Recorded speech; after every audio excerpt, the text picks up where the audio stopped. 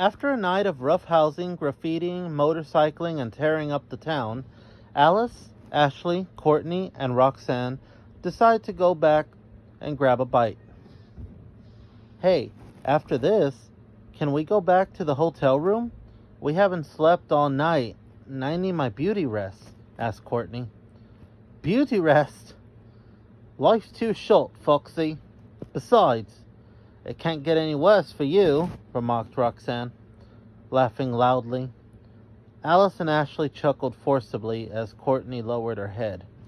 Oh, come on, Yanks. Let's head out for a nice ride down the gully to the old forest, Roxanne told Alice and Ashley. The three would tag along with Roxanne as they rode down to the eucalypt forest. The four walked deep into the woods and stopped at the tree with the broken rope. Blast! Me trap came to naught, Roxanne angrily proclaimed. What did you set the trap for? Asked Alice. For whatever is stupid enough to be caught, Roxanne said before breaking into laughter. Ashley then began to laugh with her, nudging Alice to join in. Then Roxanne urged the girls to move along. Courtney struggled behind, whispering in Alice's ear. I don't know about this girl. She's loud, rude, and, well, prone to trouble. Oh, Courtney, get real. She's fun, said Alice. Alice noticed Ashley had taken quite a liking to Roxanne's demeanor. Heading down the same path, Genia, Melissa, and Cassie soon met up with their, quote-unquote, friends. What's this? Clamored Roxanne. Genia cried, Alice? Courtney? Ashley, what are you all doing here? And who's this, girl with you? This is Roxanne, and she's fun, answered Ashley. She's a human, just like you two, said Genia. Well, that's what makes it better, replied Alice. Whatever, uttered Genia. You don't mean to tell me you know these animals, Roxanne remarked vulgarly. Well, we go to school with them, but we're not friends, answered Alice. Yeah, we're definitely not friends, added Genia. Indeed. Let's roll, said Roxanne. So, what are y'all doing here anyway? Ashley asked in a rude tone. Who cares? Come on, demanded Roxanne. Alice and Ashley followed, but Courtney stayed behind. Genia was surprised Courtney didn't follow the humans. I'd like to go with you three if that's okay, Courtney requested. After a moment of silence, the three girls approved. So what are we looking for here? Courtney asked. A friend of ours. She's, well, a ghost, Cassie answered. Oh, come on, get real, Courtney said. Well, honestly, we don't know that. But, Melissa began. The giant eucalypt tree wasn't far from them, and once again Tamii emerged from the entrance, sealing it shut as she exited. Tamii could hear the voices of Genia and the others talking. Tamii crept behind the bushes until she spotted them. Insulted, Courtney continued ranting. Come now! You girls expect me to believe in spirits of the forest? Spirits? Tamii showed herself. Tamii! Cheered Melissa. Yep, it's me, Tamii chuckled. Then Cassie moved in closer and began sniffing, then feeling Tammy's arm. What are you doing? Tamii asked. Cassie halted. Hey, she's not a ghost. A ghost? What are you talking about? Asked Tamii. Well, it's just that we heard about spirits or something. Never mind, said Melissa. You thought I was a spirit? Tamii laughed. So you're not? Asked Genia. Nope.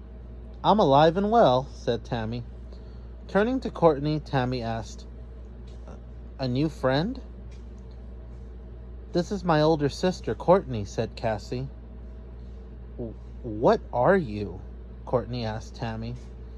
She's a fox, can't you tell? Joked Genia. Courtney crept closer to get a better examination. She's not a fox, that's for sure. Are you a wolf? She asked. Nope, I'm a thylacine, a marsupial, said Tamii. Never mind. Well, as long as we're all friends here, what do you girls want to do? I don't know, said Melissa. Tamii thought, well, I know what we can do. So Tamii took the girls past the eucalypt forest and into some of Tasmania's loveliest and most secret places, such as Wallaby Rock, Bunyip Country, and the Boomerang Caverns. There the girls swam in the clear water river flowing through the valley, ate from the deggery loom trees and the ripe fruit within, and watched as the annual BC obstacle course race was about to commence. But before the race could begin, the PA announcer noticed that a racer, the platypus, had suffered an upset stomach and needed to drop out. So sorry, mates, but the race cannot pursue with only 7 contestants, he announced over the megaphone. Everyone was disappointed until Melissa remembered how Tamii had leaped high into the air to save Cassie. Tamii, why don't you enter? Said Melissa. No, Melissa. No, I can't, whispered Tamii. Yes, do it. Come on, insisted Cassie. No, I'm good, said Tamii. Oh, come on, cried Genia. Then the 3 girls began to chant, Tamii, Tamii, Tamii. Before long, other audience members joined in. Before the Kookaburra ringleader identified the crowd favorite, calling to her, You there, the one with the stripes. Come down here, pretty girl. Then everyone was urging Tamii to race. Well, if you want me to. Tamii headed onto the track. Tamii was given the number 8 to race. The other contestants, including the kangaroo, the emu, the wombat, the wallaby, the bandicoot, the Tasmanian devil, and the tiger quoll, didn't give this strange new racer much of a chance, though Tamii had received great inspiration from her fan base, led by Melissa, Genia, and Cassie and Courtney. The gun sounded and the race was on. The kangaroo took the early lead, with the wallaby in close second, followed by the bandicoot and quoll, but Tamii fell in last place very quickly. The first obstacle was the hurdle, which the kangaroo and wallaby easily mastered. Then came the rope climbing obstacle. The race went on for 10 miles. Jumping, sprinting, swimming, Tamii pulled ahead of the first 6 contestants and was hot on the kangaroo and wallaby's tails. The final obstacle was the 1-mile sprint. Tamii had surpassed the wallaby by the 2nd lap mark and was closing in on the kangaroo, who by this time was running extremely low on energy. With only a few kilometers left to go, Tamii sprinted to the finish line as the gun sounded. Tamii was the winner. And contestant number 8 takes first place. Melissa, Cassie, Genia, and Courtney cheered loudly for their friend. Just a few rows before them, 3 new visitors were arriving at the race. Ashley, Alice, and Roxanne. Out of the way! Move it! Roxanne jeered as she took the seats from the 2 monitor lizards. Roxanne, maybe we shouldn't be like this, said Alice. Oh, please. They're stupid animals, nothing more. They're subservient to us. By the way, what is this stupid race? Roxanne answered. Genia, Melissa, Courtney, and Cassie hadn't noticed, for they were too filled with joy and pride in their friend. The Kookaburra went up to Tamii. Young lady, what is your name and your race? He asked. Tamii couldn't speak a word, for she was filled with stage fright, but softly answered, I'm Tamii. I'm a thylacine. The crowd grew quiet for only a moment. Then the kookaburra answered, saying, "Well, Tamii Thylacine, congratulations! You are this year's first place obstacle course champion." And the crowd roared ecstatically again. Me? A champion? Tamii thought. How did you do it, Tamii? Tamii took a moment to dry the tears of her eyes. Well, as a Tasmanian tiger, I'm built with excellent stamina, sir. And the crowd cheered louder than ever. Tamii looked on and spotted her friends cheering with them. And in her heart, she felt as if she belonged, and was speechless, blissful, and grateful for her new friends. The contestants then received their medals, and Tammy's first place was a beautiful solid gold talisman with the description reading, "For excellence, perseverance, and spirit. You are number one. Be proud and feel it." And Tamii was proud, and the happiest she had ever been in her life. "Boring," Roxanne stated rudely. Then she reached into her neighbor's goodie bag and pulled out a big, fat, squishy red bongo fruit. Wait, what are you doing?" "No!" cried Alice. Roxanne hurled the bongo fruit as hard as she could onto the arena. Tamii looked down on her talisman medal, wearing it with jubilation, and feeling on top of the world. Bam! The fruit burst onto Tammy's talisman and just covered her with the red juices. The crowd stopped cheering and grew silent. Tamii was shocked.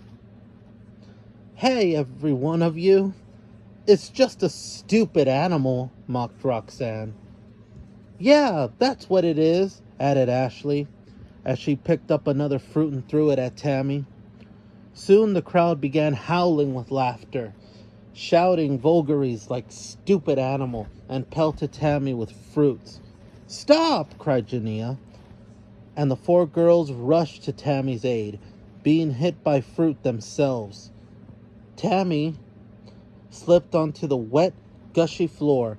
As she looked up, she realized she was wrong. There was no place in the outside world for her kind. Her mom was right. The sun began to set slowly. Tamii picked herself up and, with eyes drenched in tears, ran crying back to the forest.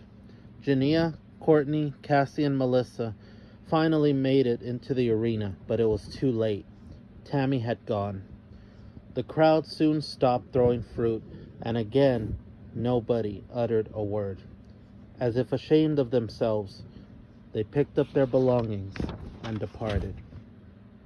Roxanne and Ashley laughed vehemently, and their laughter echoed throughout the cavern. Alice shook her head sadly, ashamed and remorseful. Tamii ran back to the giant eucalypt tree with heavy tears still streaming down her face. She took the talisman from around her neck, then tossed it, and opened the door to her home and made her way inside. "Tamii!" the girl shouted. "Where could she have gone?" "I can't believe this!" shouted Courtney, angry. For half an hour, the girls looked for Tamii, but didn't find her. Back at the Boomerang Caverns, the Armstrongs still remained seated. Roxanne came back to meet them. "Fun, huh?" "I told you I knew fun," she told Alice. Alice didn't say a word. She had feelings of anger, remorse, and sadness. She got up off her seat. "Well, that was a blast, wasn't it, Yank?" said Roxanne. "Leave me alone," Alice said. "What's up your knickers?" said Roxanne. Ashley then came running up to her sister. "Hey, Alice, did you see how we got that ugly creature good?"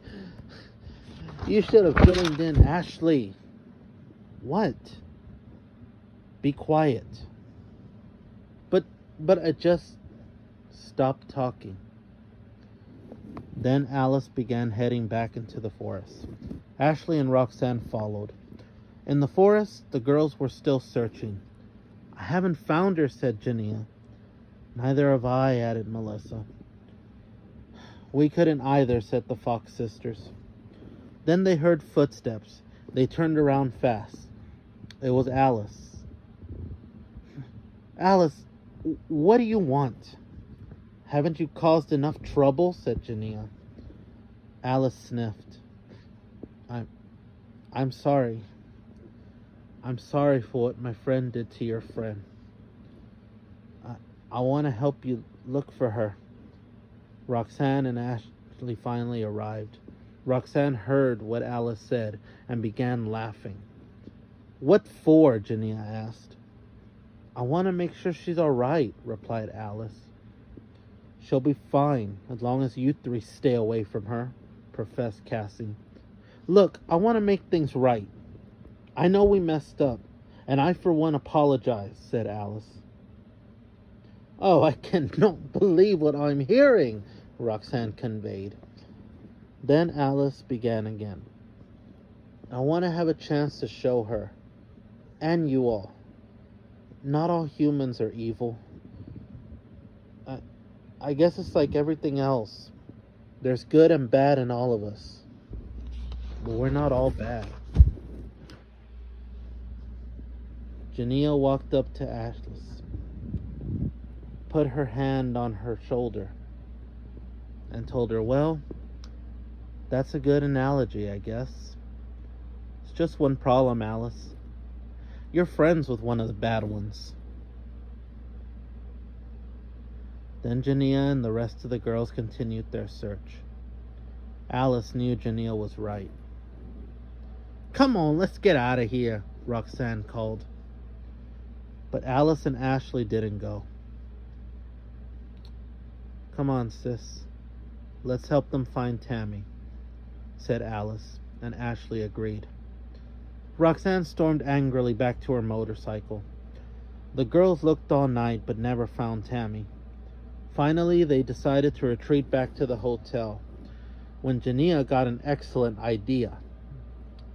"You know what's great about life? Karma." "You mean to get back at that witch?" said Courtney. "Mm-hmm. But maybe we'll never see her again. We leave in the morning," said Melissa. "No, we'll do it tonight. I know where she stays," Alice said. The 6 girls then rushed down to Roxanne's cabin. She was fast asleep.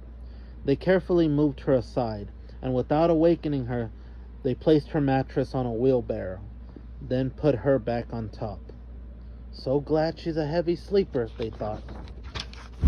The next morning, Roxanne awoke from her sleep. "What a weird dream," she thought, then stepped out of bed and sunk deep into the water. What? Roxanne exclaimed as she splashed about. Both she and her bed were floating in a sea with absolutely no land in sight. Now all packed up, the girls were preparing to head out to the airport. But before they did, they all went back to the eucalypt forest one last time. They walked up and down the forest searching for Tamii, but once again, they didn't find her. "I guess she's gone," said Cassie sadly. "It's not fair. I'm gonna miss her." Melissa began to cry. I wish I could have been her friend," said Genia. "I wish I had gotten to know her better," added Courtney. "We were stupid. I'm sorry for what I did," cried Ashley. "You know what? I wish more than anything I could just see her and get to know her and let her know me. I wish all creatures could have appreciated this beautiful, unique, remarkable person that she is," Alice said, crying. Then the girls began to make their way out of the forest, walking right past the umbrage of the trees where Tamii had heard everything. The plane ride seemed longer than anyone could have imagined, but the girls were glad to be home.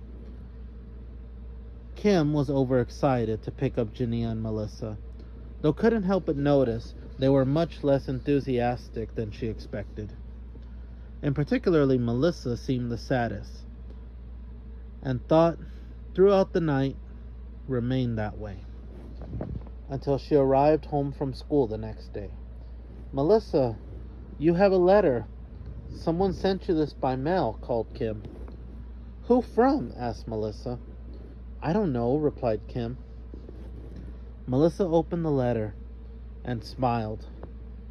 It read, "Dear Melissa, hi, it's Tamii. I overheard what you girls said the last time you were in the forest, and thank you. I was going back out to get my first place talisman, and that's when I heard you. Don't be sad. I'm alright now.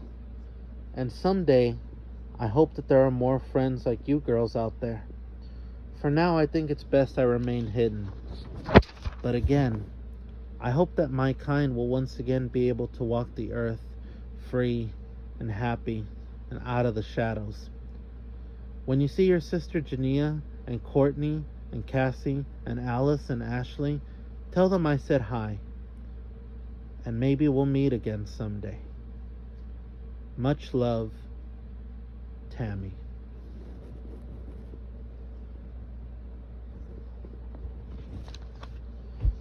The end.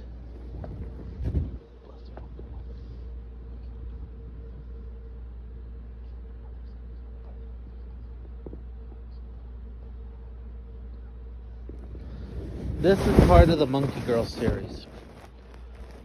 There are many more books like this, and I really enjoy writing them all. I hope someday to get them all published, but for now, if you can enjoy, despite the way my voice sounds, if you could enjoy the story and check out my website, linked down below, I would really, really appreciate any feedback. Hit that like button if you enjoyed it. And I appreciate all of you. God bless.